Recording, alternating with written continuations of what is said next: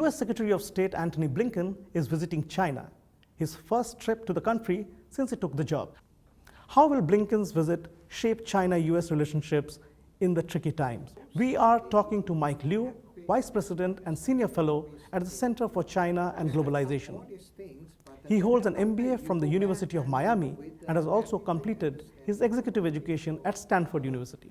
Do you believe that Blinken's visit could help in setting a minimum level of trust or mutual confidence in the relationship between US and China?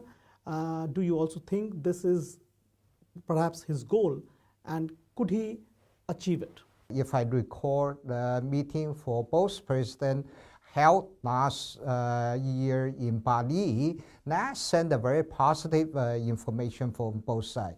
We need to build the trust, build the adequate understanding how we should be able to join hands to mitigate this exposure.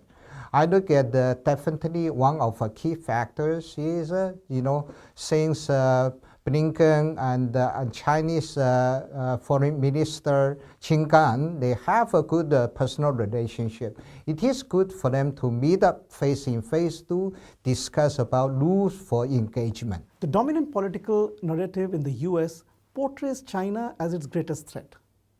And also there is bipartisan political support for policies focused on containing China. Where do you think this narrative comes from? Oh, I look at a number of things really attributing to this effect.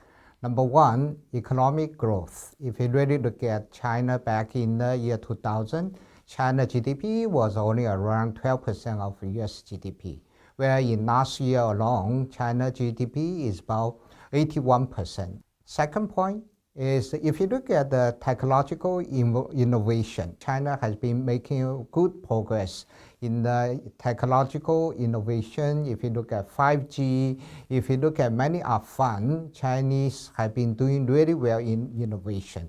If you look at all these factors have been attributing, create a fear for the US with a country like China.